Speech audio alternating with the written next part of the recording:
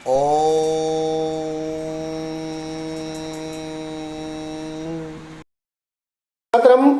जैसा कि हम अध्ययन कर रहे हैं स्पंदना के चतुर्थ अध्याय जृंभस्व सिंह दंतास्ते गणेश, इस पाठ का हम अध्ययन कर रहे हैं। और गत सत्र में हमने अध्ययन किया था उसके प्रारंभिक अंश का। अभी तक हमने जो अध्ययन किया कि राजा दुष्यंत ऋषि मारीच के आश्रम में, जिन्हें कर्ण के नाम से भी जाना जाता है, उनके आश्रम में आते हैं और वहां पर वह एक बालक सर्वदमन जिसका नाम है, उसको सिंह के शावक के साथ में क्रीड़ा करते हुए, जबरदस्ती दूध पीते हुए सिंह शावक को खेलने के लिए खींचते हुए देखते हैं। और दो तपस्विनियां हैं जो उस बालक को बार बार समझाने का, उसे रोकने का प्रयत्न करती हैं, किंतु वह बालक जो इतना तेजस्वी है कि वह सिंह के शावक के साथ खेलने की जिद करता है और मानता नहीं है। उस समय में जो तपस्विनी है, एक तपस्विनी कहती है कि हे बालक, तुम इस सिंह के शावक को छोड़ दो, मैं खेलने के लिए तुम्हें दूसरा खिलौना देती हूँ। इस प्रकार से वह उसे बहलाने का प्रयत्न करती है, लेकिन वह बालक भी बहुत चतुर है। वह बालक कहता है कि लाओ, कहाँ है खिलौना, तुरंत वह मांग लेता है। तो उसके पश्चात अब हम आगामी इसका जो अंश है उसका हम अध्ययन करते हैं इस पाठ का। तो इस पाठ का अध्ययन प्रारंभ करते हैं।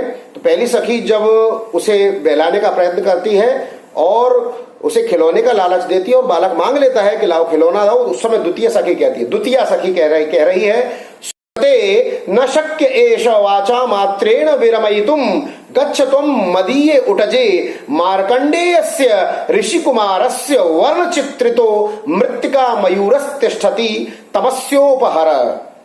वह कहती है, द्वितीय जो तपस्विनी कहती है कि हे सुव्रते, न शक्य, नहीं समर्थ है या नहीं सकता है, एष यानी यह, वाचा वाचवाणी मात्र, वाणी मात्र से, विरमयितुम रोकने में, यानी कि वाणी मात्र, हे सुव्रते वाचा मात्रेण विरमयितुम एष न शक्य, इसे वाणी मात्र से, इसे बातों में बहला करके रोका नहीं जा सकता है।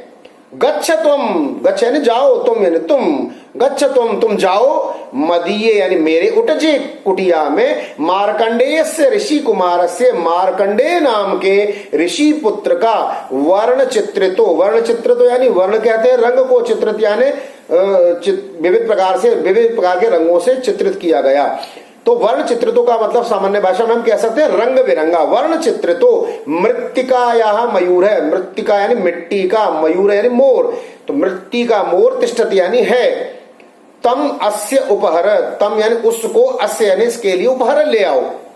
तो ये कह रही है कि इसे वाणी से, इसे बातों से बहलाया नहीं जा सकता। गच्छ तुम मदीये उटजे, जाओ तुम मेरी कुटिया में, वहां पर मार्कंडेय ऋषि कुमार से, मार्कंडेय नामक ऋषि कुमार का रंग बिरंगा मिट्टी का मोर है। तम अस्य ऊपर यानी कि वह जो मोर है उसे तुम इस बालक के लिए ले आओ, इस बालक को वह मोर दे करके, और शेर के बच्चे का हम इससे पीछा छुड़ाते हैं, ऐसा उसका भाव है। तो प्रथमा सखी कहती है, प्रथमा तथा, तथा यानी ठीक है, वैसा ही मैं करती हूं। इति निष्क्रांता, इति माने इस प्रकार से, निष्क्रांता कह करके वो वहां से निकल जाती है। बाल है, अब बालक कह रहा है अनेन एव तावत क्रीडिष्यामि, वो कह रहा है अनेन एव तावत क्रीडिष्यामि, अनेन एव, अनेन माने इसके द्वारा ही, एव यानी ही, तावत तब तक, क्रीडिष्यामि खेलूंगा। बोले ठीक है, तुम लेकर के आओ मिट्टी का मोर, तब तक, तावत तब तक, अनेन एव क्रीडिष्यामि, इससे ही मैं खेलूंगा, तब तक मैं इसी से खेलूंगा जब तक तुम मेरे लिए खिलौना नहीं लाती हो। इति, इस प्रकार से, तापसीम विलोक्य, तपस्विनी को देखकर, विलोक्य यानी देखकर, हंसती, हंसने लगता है। और इस प्रकार से तपस्विनी को देख करके वह बालक हंसने लगता है, मानो कि उसके साथ परिहास कर रहा हो। तापसी, अब तपस्विनी कहती है भवतु, अच्छा, न माम अयम गणयति, वह कह रही है न यानी नहीं, माम यानी मुझको, अयम यह, गणयति गिनता है, ये मुझे नहीं गिनता। बोले ठीक है, अच्छा, यह मुझे गिनता नहीं है, ये मुझे भाव नहीं देता, मुझे समझता नहीं है कुछ, इस प्रकार से कहती है। पार्श्वम अवलोक्य, अब वह जो तपस्विनी है पास में देखती, पार्श्व में नहीं, पास में, अवलोक्य देखकर पास में देखती है और कहने लगती है कोत्र ऋषि कुमाराणाम, को अत्र, कौन है, अत्र यानी यहाँ, ऋषि कुमाराणाम, अरे कोई ऋषि कुमारों में से यहाँ कौन है, कोई है क्या ऋषि कुमार यहाँ पर, इस प्रकार से कहती है। राजानम अवलोक्य, और पास में कौन खड़े, राजा दुष्यंत खड़े, तो उन राजा को, राजानम अवलोक्य, राजा को, अवलोक्य यानी देख कर, राजा को देखकर कहती है, भद्रमुख, हे श्रीमान जी, हे संभ्रांत पुरुष, एही आओ तावत, आओ तो, तावत नहीं तो, आओ तो, जरा यहाँ आओ तो, हे सज्जन, हे महानुभाव, आप जरा यहाँ आइए तो। मोचय अनेन, मोचयानि, मोचय छुड़ाओ, अनेन यानी इससे, डिम्ब लीलया, डिम्ब लीला यानी इस बालक की जो क्रीड़ा है उससे, बाध्यमानम, बाध्यमानन परेशान किए जाते हुए, पीड़ित किए जाते हुए, तंग किए जाते हुए, बाल मृगेंद्रम, बाल मृगेंद्र बाल सिंह, बाल सिंह, मृगेंद्र सिंह को कहते हैं, और बाल यानी बालक, यानी सिंह का बच्चा, शेर का बच्चा। तो ये कह रही कि हे भद्रमुख, हे सज्जन महानुभाव, यही तावत आप जरा यहाँ आइए तो। और अनेन डिम्ब लीलया यानी इस बालक की क्रीड़ा से, इस बालक के द्वारा, इसकी क्रीड़ा के द्वारा, इसके खेल के द्वारा परेशान, बाध्यमान परेशान किए जाते हुए इस सिंह के बच्चे को इससे छुड़ाइए। यानी कि ये शेर के बच्चे को परेशान कर रहा है, तो हे श्रीमान जी, आप कृपया करके इस परेशान किए जाते हुए शेर के बच्चे को आप इससे छुड़ाइए, ऐसा कहती है। राजा उपगम्य समीप जाकर, पास में जाकर, सस्मितम मुस्कुराते हुए कहता है, आई भो महर्षि पुत्र, वो कहता है उसको, अरे ओ महर्षि पुत्र, हे ऋषियों के पुत्र, अरे ओ ऋषि पुत्र। उसी समय तपस्विनी कहती है, भद्रमुख न खल वयम ऋषि कुमार है। तपस्विनी कहती है कि हे श्रीमान जी, हे महानुभाव, न अयम खलु, यह निश्चय ही, अयम यानी यह ऋषि कुमार है ना, ये ऋषि कुमार नहीं है, ऋषियों का पुत्र नहीं है जैसा आप समझ रहे हो ऋषियों का पुत्र। तो बोले ये ऋषि पुत्र नहीं है जो आप इसे ऋषि पुत्र कह रहे हो, ऐसा इस प्रकार से कहती है। तो राजा कहता है, आकार सदृशम चेष्टितम एवास्य कथयति। राजा कह रहा है कि जिस आकार सदृशम ने, आकार के, आकृति के जैसा सदृश यानी उसी तरह का, जैसी इसकी आकृति है, जैसे इसके शरीर की बनावट है, जैसे उसका अच्छा बलिष्ठ जो शरीर है इस बालक का जैसा दिखाई देता है, तो सदृशम यानी उसके जैसी ही, चेष्टितम यानी इसकी चेष्टाएं, यानी चेष्टा क्या है, शेर के बच्चे के साथ खेलना, यानी कि कोई छोटा सा बच्चा को शेर के बच्चे के साथ खेलना कोई सामान्य बात नहीं है। तो कह रहा है कि जैसी आकार सदृशम यानी जैसी इसकी शरीर की बनावट है और उसके अनुरूप ही चेष्टितम, जैसी ये चेष्टा कर रहा है, सिंह के बच्चे के साथ खेलने रूपी जो चेष्टा कर रहा है, यह चेष्टा ही एव यानी ही अस्य कथयति, यह कह रही है, इसके शरीर के अनुरूप इसकी जो चेष्टा है यही कह रही है कि यह क्षत्रिय, यह कोई ऋषि कुमार नहीं है, यह कोई क्षत्रिय कुमार है। ऐसा भाव है कि यह कोई क्षत्रिय कुमार होगा।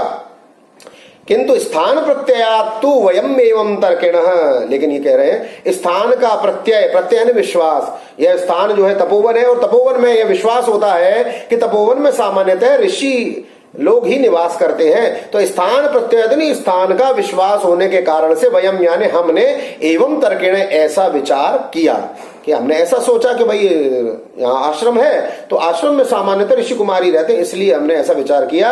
लेकिन वास्तव में इसके जो शरीर के अनुरूप इसकी जो चेष्टा है बता रही है कि यह बालक ऋषि कुमार नहीं है। इति यथा अभ्यर्थितम अनुतिष्ठति, इस प्रकार से यथा अभ्यर्थितम, यथा माने जिस प्रकार से, अभ्यर्थितम उससे राजा से, जैसा कि उस तपस्वी ने राजा से अभ्यर्थना की थी, प्रार्थना की थी कि आओ इस बच्चे से इसको छुड़ाओ, तो तथा यानी उसी प्रकार से, अनुतिष्ठति उसी प्रकार से राजा करने लगता है, यानी कि उस बालक को, उस बालक से, उस सिंह के बालक को छुड़ाने का प्रयत्न करने लगता है।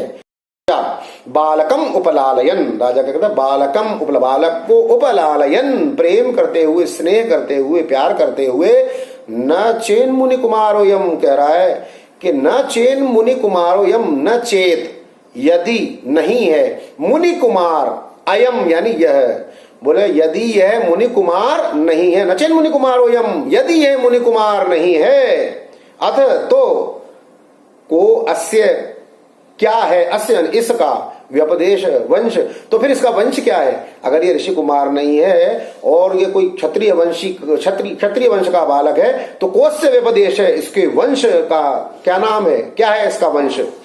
तो तापसी कहती है पुरुवंश है, इसका जो वंश है वो क्या है, पुरुवंश। राजा आत्मगतम, मन में सोचता राजा, क्योंकि राजा स्वयं पुरुवंश का है, राजा जो है दुष्यंत वो स्वयं पुरुवंश का है, और वह कह रहा है, मन में सोच रहा, कथम एकान वयो मम, अरे यह तो मेरे ही वंश का है, ये तो कैसे हम एक ही वंश के हैं, ये तो मेरे ही वंश का है। प्रकाशम, मन में सोच रहा था, अब प्रकाशम मैंने प्रकट में बोलता है, कहता है न पुनरात्मगत्या मानुषाणाम एष विषय है। वो कह रहा है कि न पुनः यह आत्मगत्या यानी अपने स्वेच्छा से, आत्मगत्या स्वेच्छा से, मानुषाणाम एष विषय न, मनुष्यों का यह विषय न नहीं है। वो कह रहा है कि यह कोई मनुष्यों से संबंधित बात नहीं हो सकती। इस प्रकार का जो तेजस्वी ये बालक है और यह जो बालक का यहाँ पर होना और ये सिंह के बच्चे से हेलना, इसके जो जीवन का जो वृत्तांत है वो मनुष्य स्वेच्छा से, मनुष्यों से संबंधित नहीं हो सकता, मनुष्य का यह विषय नहीं है। तापसी कह रही है यथा भद्रमुखो भणति, हाँ जैसा आप भद्रमुख यानी आप सज्जन महानुभाव, भणति यानी कहते हैं, हाँ सही है जैसा आप कह रहे हैं ठीक है। अप्सर संबंधेन अस्य जनन्यत्र देवगुरोस्तपोवने प्रसूता। वह कह रही है आगे, अप्सर संबंधेन, अप्सरा के संबंध से, अस्य यानी इसकी, जननी, जननी अत्र, जननी ने, अत्र यानी यहाँ पर, देवगुरु मारीच ऋषि के या कण्व ऋषि के तपोवने, इस तपोवन में प्रसूता, इसे जन्म दिया है। वो कह रही है कि अप्सरा संबंधित का मतलब यह है इसकी माँ जो है अप्सरा से संबंधित है। ये जो बात है यहाँ पर इस और संकेत कर रही है कि जिस सर्वदमन बालक की जो माता है जिसका नाम शकुंतला है, वह वास्तव में कौन थी? वह महर्षि विश्वामित्र और मेनका नाम की जो अप्सरा है उसकी पुत्री थी, और उसकी पुत्री होने के कारण से यह उस कथा की ओर यहाँ पर इस बात में संकेत किया है। तो अप्सरा से संबंध रखने के कारण से इसकी जननी ने, इसकी मां ने देवगुरु महर्षि कर्ण के आश्रम में इस बालक को जन्म दिया है। तो राजा अपवारे, अपवारे यानी कि अपने मुंह को पार्श्व में करके, यानी कि कोई दूसरा न सुन ले, इस प्रकार से कहता हंत हाय द्वितीयम इदम आशा जननम, द्वितीय मैंने दूसरा, इदम यानी यह, आशा जन्म, अरे यह तो दूसरी प्रकार, दूसरी आशा मेरे मन में उत्पन्न हो गई। अब दूसरी आशा प्रकार, दूसरी आशा क्या है यहाँ पर इसमें बात में संकेत समझे कि वास्तव में क्या है, राजा दुष्यंत जो थे वो शकुंतला से वन में तपोवन के अंदर मिलते हैं और दोनों आपस में एक दूसरे से प्रभावित हो जाते हैं, और फिर राजा दुष्यंत शकुंतला से गंधर्व विवाह कर लेते हैं उसी समय, और राजा दुष्यंत अपनी राजधानी लौट आते हैं गंधर्व विवाह के उपरांत। उसके पश्चात दुर्वासा ऋषि के शाप के कारण से, और राजा दुष्यंत उस सारे वृत्तांत को जो उन्होंने शकुंतला से गंधर्व विवाह किया था वह भूल जाते हैं। शकुंतला जब उनके पास आती है तो राजा भूलने के कारण से, शापवश भूलने के कारण से उसका तिरस्कार कर देते हैं, और वह गर्भवती अवस्था के अंदर और वह वन में चली जाती है, और वन में वह महर्षि कण्व के आश्रम में इस बालक सर्वदमन को जन्म देती है। तो ये इसके पीछे जो कथा है एक वह कथा है। उसके बाद में जब शाप की समाप्ति होती है तो राजा दुष्यंत जो हैं उनको पुनः स्मरण हो जाता है शकुंतला का कि किस प्रकार से उन्होंने शकुंतला से विवाह किया था, और फिर उसे बहुत खोजने का प्रयत्न करते हैं। जब खोज नहीं पाते हैं तो कुछ समय व्यतीत होने के पश्चात जब युद्धाभियान से लौटते समय, अब इस समय आश्रम में आए हैं, तो उनके मन में यही विचार था उस समय से कि मेरा अगर पुत्र होता तो वह भी, उस बालक को देख करके विचार करते कि मेरा जो पुत्र होता तो वह भी इसके बराबर का ही होता। तो तब से ही वह शकुंतला को खोज रहे हैं और उसकी होने वाली संतान को खोज रहे हैं। तो यहाँ कह रहे हैं कि हंत हाय द्वितीयम इदम आशा जन्नम, यानी कि एक स्वाभाविक जो उनका पुत्र होने के कारण रक्त संबंध से उस बालक के प्रति जो उनका आकर्षण बढ़ता जा रहा है, और हाय द्वितीयम इदम आशा जननम, यह दूसरी यह आशा का जनन यानी उत्पन्न हो गई। ये दूसरी आशा अब यहाँ पर उत्पन्न हो गई है, मुझे दूसरी आशा जो है प्रतीत होने लगी है, दूसरी आशा का जन्म हो गया। यानी पहली आशा क्या थी? पहली आशा जैसे इस बालक को देखा और उसकी ओर आकर्षित हुए तो उनके तापसी ने बताया कि यह ऋषि पुत्र नहीं है, ये क्षत्रिय कुमार है, और फिर जब बताया कि ये पुरुवंश का है तो राजा के मन में पहली आशा यह उत्पन्न हुई थी कि मैं भी पुरुवंश का हूं और ये बालक जो है यह भी पुरुवंश का है। अब ये दूसरी आशा क्या हो गई कि इसकी जो माँ है वो अप्सरा से संबंध रखने वाली है। तो मन में विचार हो रहा है उसके, मेरी जो पत्नी शकुंतला थी वह भी अप्सरा की पुत्री थी। इस प्रकार से उसके मन में, राजा के मन में दूसरी आशा उत्पन्न होने लगी। तो प्रकाशम, अब प्रकट में कहता है राजा, क्या कह रहा है? अथ सा तत्र भवती किमाख्यस्य राजर्षे पत्नी। प्रकट में अब कहता है अच्छा तो ये बताओ कि सा यानी वह, तत्र भक्ति वह श्रीमती, वह सम्माननीय, किम आख्यस्य, किम यानी किस, आख्यस्य ना नाम वाले, राजर्षे, राजर्षि की पत्नी है।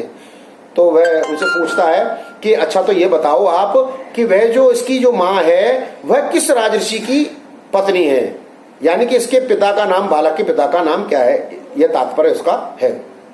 तापसी, तपस्विनी कहती है कस्तस्य धर्मदार परित्यागिनो नाम संकीर्तयितुम चिंतयिष्यति। कस्तस्य यानी कौन, कह कौन, तस्य यानी उसके, धर्मदार, धर्मदार यानी धर्म पत्नी, दार यानी पत्नी, परित्यागिनो त्यागने वाले, धर्म पत्नी को त्यागने वाले, नाम या नाम, संकीर्तयितुम लेना, संकीर्तन बोलना कहना, चिंतयिष्यति चिंता करेगा या सोचेगा, यानी कि कह रहे हैं कि कौन उस, यानी धर्म पत्नी, धर्मदार परित्यागिनो, धर्म पत्नी का त्याग करने वाले, तस्य यानी उस व्यक्ति का, कह यानी कौन, यहां पर नाम संकीर्तयितुम चिंतयिष्यति नाम लेना चाहेगा, यानी धर्म पत्नी का त्याग करने वाला, इसका जो पिता है उसने अपनी पत्नी का त्याग कर दिया था और ऐसे व्यक्ति का यहां पर कोई नाम लेना पसंद नहीं करता है। तो राजा, अब राजा कह रहा स्वगतम, मन में, राजा के मन में दोबारा से एकदम तुरंत से एकदम आशा जागृत होती है। इयम खलु कथा मामेव लक्षी करो, इयम यानी यह, खलु यानी निश्चय ही कथा, यह जो कथा है, माम एव यानी मुझे ही, माम एव मुझे ही, लक्षी करो थी मेरी ओर ही संकेत कर रही है। अरे यह जो कथा है, इयम कथा खलु मामेव लक्षी करो थी, यह जो कथा है यह तो मेरी ओर ही इशारा कर रही है, मेरी, मुझे ही लक्ष्य कर रही है।